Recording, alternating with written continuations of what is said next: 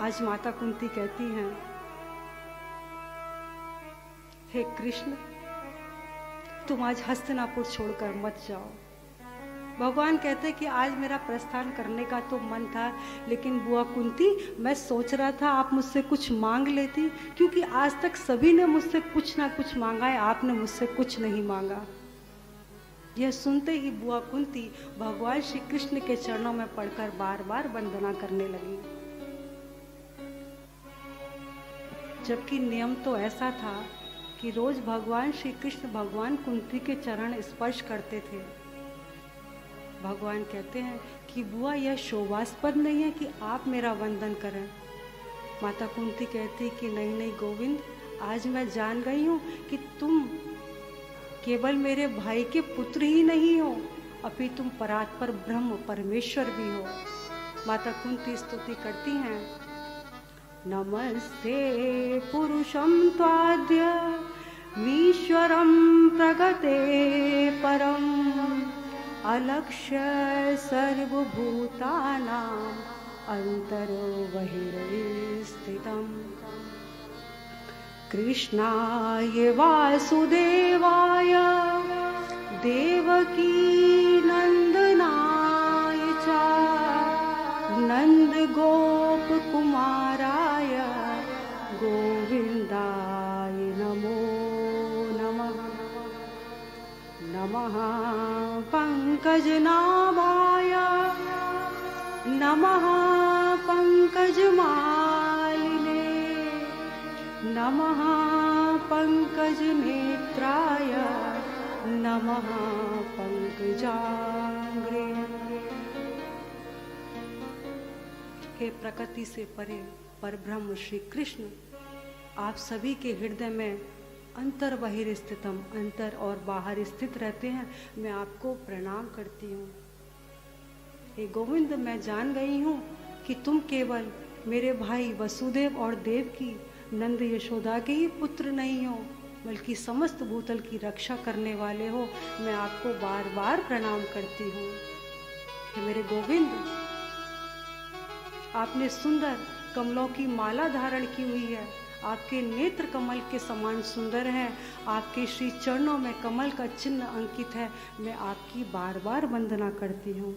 इतना ही नहीं, आज माता कुंती और भी कुछ कहती हैं भावुक होकर, यथा ऋषिकेश खलेन देवकी कंसेन रुद्धाति चिरं शुचार्पिता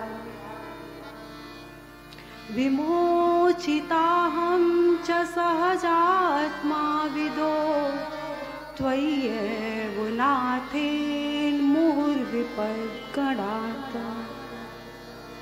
हे मेरे गोविंद, आपने इतनी रक्षा तो माता देवकी की भी नहीं की।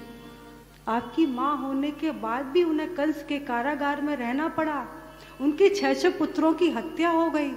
किंतु जब भी हमारे ऊपर संकट आया गोविंद, आप दौड़कर हमारे पास आए और हमारे संकटों का आपने नाश कर दिया।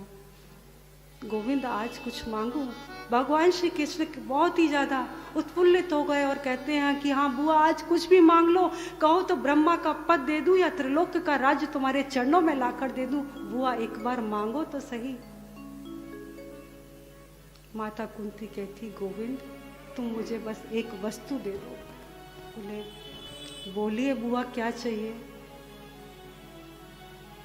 गोविंद, तुम मुझे केवल विपत्ति, दुख, शोक, बस इतना ही दे दो जीवन में, मैं और कुछ नहीं मांगूंगी।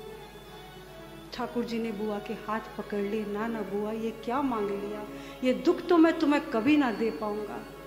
समस्त जीवन भर तुम्हारे हृदय में, तुम्हारे जीवन में हमेशा दुख के ही तो प्रसंग आए, और जब अब सुख का प्रसंग आने लगा तो तुम मुझसे दुख मांग रही हो। यह तो मुझसे ना हो पाएगा बुआ। माता कुंती कहती है, विपदा संतु ना शश्वत तत्र तत्र जगत गुरु। मेरे गोविंद, वो विपत्ति विपत्ति नहीं है जिसमें आपका सानिध्य हो। विपदो नैव विपदम संपदो नैव संपदा विपदो विस्मरणम विष्णु संपन्न नारायण स्मृति। मेरे गोविंद, वो जिस विपत्ति में आपका सानिध्य प्राप्त हो जाए वो तो विपत्ति ही नहीं है, और जिस संपत्ति में आपका सानिध्य ना हो वो संपत्ति ही नहीं है। इसलिए मुझे विपत्ति ही दे दो, क्योंकि एक बार जिसको आपका सानिध्य प्राप्त हो जाता है सदा सदा के लिए उसका ये आवागमन का चक्र समाप्त हो जाता है। भगवान कहते बुआ कुछ भी कहो लेकिन ये दुख तो मैं नहीं दे पाऊंगा, इसके अलावा कुछ भी मांग लो। तो ठीक है गोविंद, एक वस्तु और मांगू। स्नेह पाश माम छिंदी, ये जो मेरी ममता की डोरी है ना, मेरे पुत्रों को कुटुंब के प्रति जो मेरी आसक्ति है ना, इसे तोड़ दो ताकि मैं तुम्हारे चरणों की पराभक्ति कर सकूं। इतना सुनते ही मेरे गोविंद प्रसन्न हो गए और बुआ को पराभक्ति का वरदान दिया कि तुम्हारी भक्ति नित्य प्रतिक्षण वर्धमान हो।